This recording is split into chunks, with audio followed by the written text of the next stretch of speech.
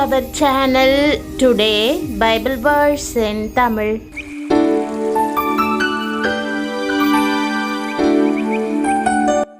இன்றைய வசனம் 1 சாமுவேல் 17 அதிகாரம் 29 வசனம். கிறிஸ்துவுக்குள் பிரியமானவர்களே, உங்கள் வாழ்க்கையில் நடக்கிற எதுவும் தற்செயல் அல்ல. தேவன் உங்களை ஒவ்வொரு சூழ்நிலையிலும் ஒரு முகாந்தரத்தோடே நடத்தி கொண்டிருக்கிறார். 40 நாட்களாய் கோலியாத்தை எதிர்த்து நிற்க யாருக்கும் தைரியம் வரவில்லை. ஆனால் ஒரு சிறுவன் மட்டும் கேட்டான், நான் வந்ததற்கு முகாந்தரம் இல்லையா? அந்த ஒரு கேள்வி அன்று கோலியாத்தை தரைமட்டமாக்கியது.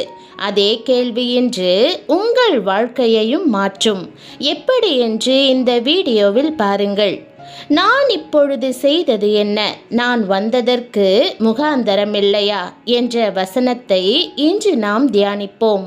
நான் வந்ததற்கு முகாந்தரம் இல்லையா என்பது தாவீது தன் சகோதரர்களை பார்த்து கேட்ட கேள்வி. ஆம், தாவீது யுத்த களத்திற்கு வந்ததற்கு ஒரு முகாந்தரம் உண்டு. அதை அவனுடைய சகோதரர்கள் அறியவில்லை. ஆகவே அவர்கள் அவனை பார்த்து, நீ ஏன் இந்த யுத்தத்திற்கு வந்தாய்? வனாந்தரத்தில் ஆடுகளை மேய்ப்பதை விட்டுவிட்டு போர்க்களத்தில் யுத்த வீரர்களோடு நிற்க காரணம் என்ன என்று கேட்டதற்கு தாவீது, நானாக வந்தவன் அல்ல, என் தேவனாகிய கர்த்தர் என்னை கொண்டு வந்து நிறுத்தியிருக்கிறார். அவரால் கொண்டு வரப்பட்டபடியினால் அதற்கு நிச்சயமாகவே ஒரு முகாந்தரம் உண்டு என்று பதிலளித்தான். பிரியமானவர்களே, தாவீது அன்று யுத்த களத்தில் நின்றபோது அவன் கையில் இருந்தது வெறும் 5 கல்லும் ஒரு கவனும் மட்டுமே. உலகின் பார்வையில் அது பலவீனம். ஆனால் தாவீதின் பார்வையில் அது போதுமானது.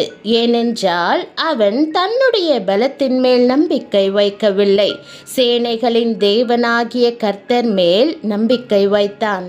நீ என்னிடத்தில் பட்டயத்தோடும் ஈட்டியோடும் வருகிறாய், நான் உன்னிடத்தில் சேனைகளின் கர்த்தரின் நாமத்தோடு வருகிறேன் என்று கோலியாத்தை நோக்கி தைரியமாய் சொன்னான். அந்த தைரியம் எங்கிருந்து வந்தது?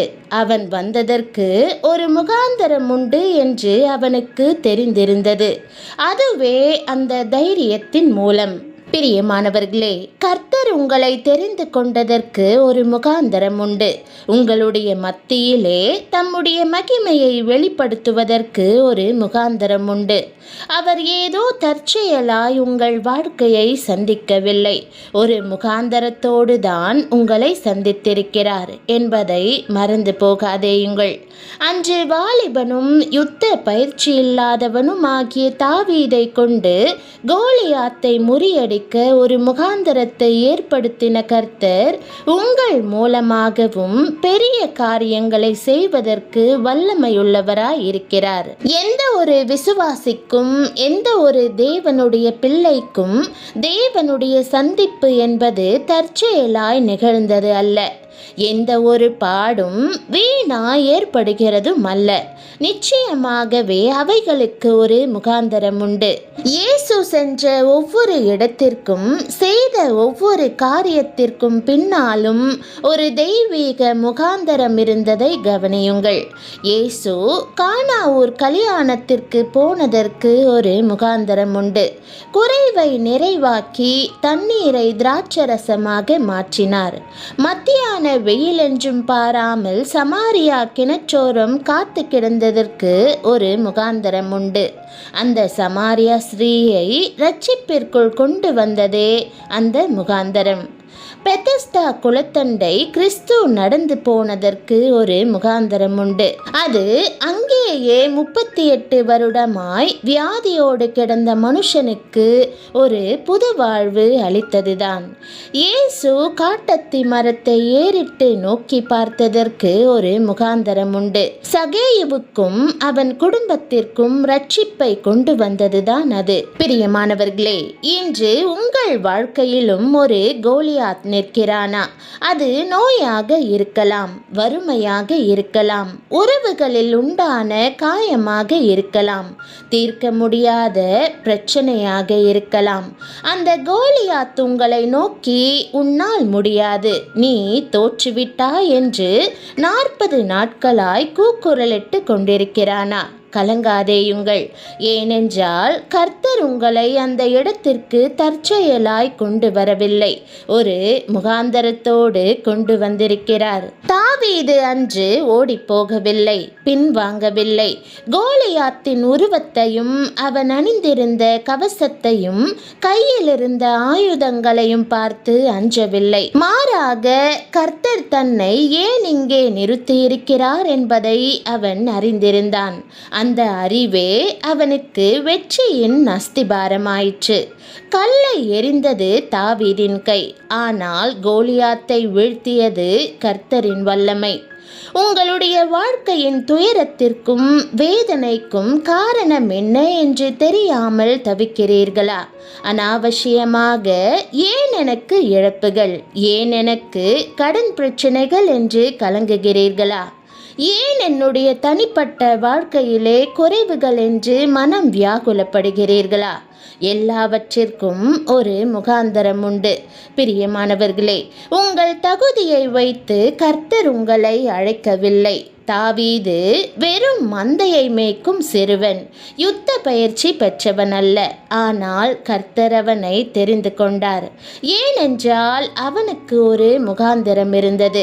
அதே போல உங்கள் பலவீனங்களை வைத்து என்னை கர்த்தர் உபயோகிப்பாரா என்று ஐயப்படாதேயுங்கள்.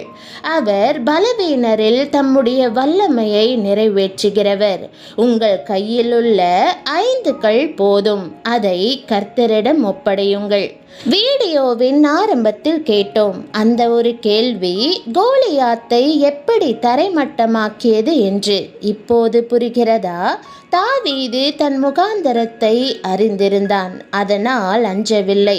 நீங்களும் அறிந்து கொள்ளுங்கள். கர்த்தர் உங்களை தற்போது நீங்கள் இருக்கும் சூழ்நிலையில் நிறுத்தியதற்கு ஒரு முகாந்தரம் உண்டு. பிரியமானவர்களே, கர்த்தர் ஒரு முகாந்தரத்தோடு உங்களை சந்திக்கிறார் என்று நீங்கள் விசுவாசித்து உங்கள் முழு இருதயத்தோடும் கர்த்தரை ஸ்தோத்திரிப்பீர்கள் என்றால் கர்த்தர் உங்களுக்கு சகலத்தையும் நன்மைக்கு ஏதுவாய் செய்தருளுவார்.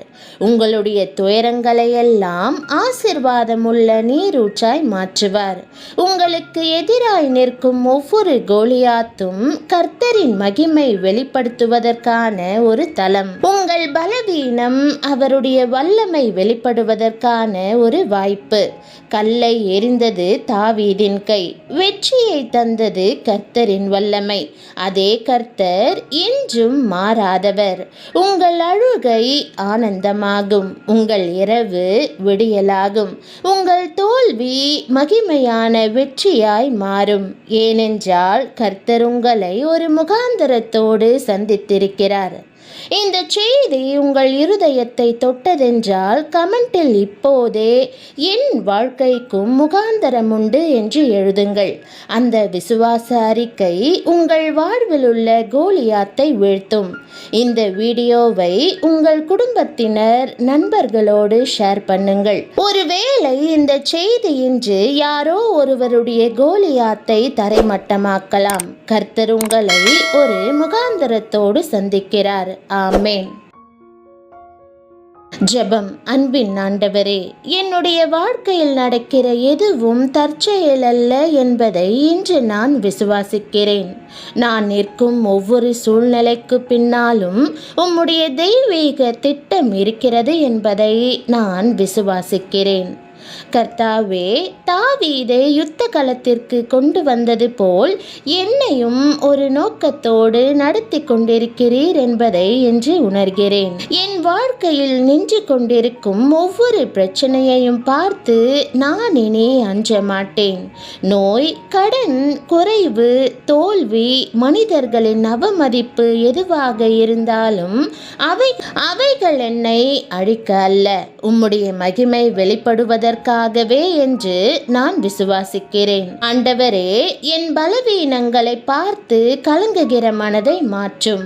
தாவீதின் கையில் இருந்த 5 கற்களைப் போல் என்னிடம் உள்ள சிறியவற்றையும் உம்முடைய கரங்களில் ஒப்படைக்கிறேன். என் பலத்தின் மேல் அல்ல, உம்முடைய வல்லமையின் மேல் நான் நம்பிக்கை வைக்கிறேன்.